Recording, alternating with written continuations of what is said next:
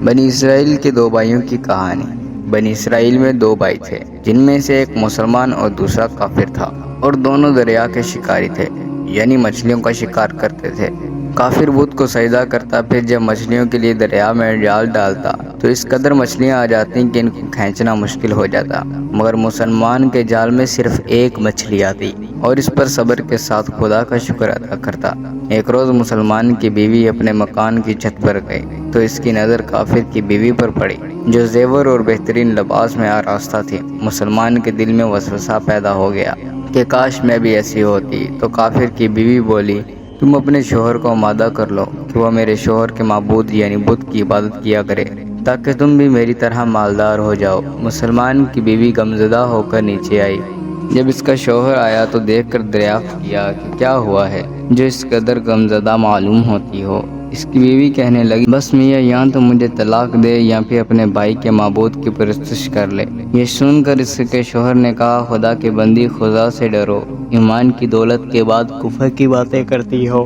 بیوی بولی، بس اب مجھ سے زیادہ باتیں نہ بناؤ، میں ننگی پونجی نہیں رہ سکتی، جبکہ دوسری عورتیں زیورات اور عمدہ لباس سے آراستہ رہتی ہیں۔ جب اس مرد مومن نے دیکھا کہ عورت ضد پر اتر آئی ہے اور اس کا اصرار حد سے زیادہ گزر چکا ہے، اس نے عورت کو تسلی دی اور کہا کہ گھبراؤ نہیں، میں کل سے کاریگروں اور مزدوروں میں جا کر محنت کروں گا اور روز 2 دینار دوں گا، اس طرح اپنے حالت کو درست کر لینا۔ یہ سن کر عورت کو کچھ تسلی ہوئی۔ وہ مرد مومن مزدوری کی تلاش میں نکلا، کسی نے اس کی بات نہ مانی۔ بالآخر مایوس ہو کر کسی دریا کے کنارے پہنچا اور شام تک اللہ رب العزت کی عبادت میں مصروف رہا۔ رات کو جب گھر آیا تو بیوی نے دریافت کیا کہ آج تم کہاں تھے؟ وہ کہنے لگا کہ بادشاہ کی خدمت میں تھا، بادشاہ نے مجھے 30 دن کے لیے کام کی شرط پر رکھا ہے۔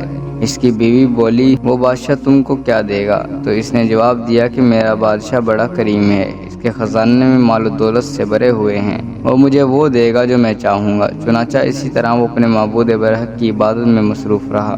29ویں رات ہوئی۔ بیوی نے کہا، سنو میاں، اگر کل تم مجھے مزدوری لا کر نہ دے سکے تو مجھے طلاق دے دینا۔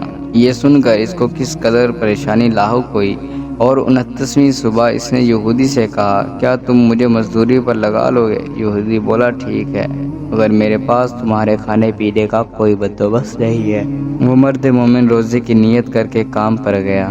دوسری طرف ایک آدمی اس کی بیوی کے پاس گیا، دروازہ کھٹکھٹایا تو بیوی دروازہ کھولنے کے لیے باہر نکلی۔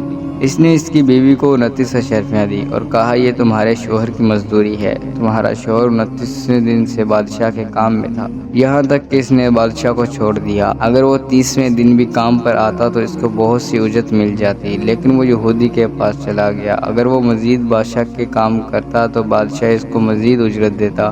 بس یہ لو ان کی اشرفیاں، ان میں سے ایک اشرفی اس لیے کم ہے کیونکہ آپ کا شوہر 30ویں دن کام پر نہیں گیا۔ وہ عورت ان میں سے ایک اشرفی لے کر بازار نکلی۔ جب اس نے سونار کو وہ اشرفی دی تو اس نے 1000 درہم عورت کے حوالے کر دیے۔ جب شام کے وقت شوہر گھر آیا تو بیوی نے اس سے پوچھا کہ آج تم کہاں تھے؟ آدمی بولا، میں یہودی کی دکان پر تھا۔ اس کی بیوی نے کہا، بادشاہ کی خدمت کی بجائے تم دوسروں کی خدمت کیوں کرتے ہو؟ پھر اپنے شوہر کو اشرفیوں کا واقعہ سنایا، جس کو سن کر مرد مومن روتے ہوئے بے ہوش ہو گیا۔ جب اس کو ہوش آیا تو بیوی سے کہنے لگا، افسوس کہ میں نے بادشاہ دو جہاں کی خدمت کا حق اپنے پر لازم نہ کیا۔ اس کے بعد اس نے سب کچھ چھوڑ دیا اور پہاڑوں پر چلا گیا، جہاں خدا کی عبادت میں مصروف رہ کر زندگی گزاری، اور وہیں اس کا انتقال ہو گیا۔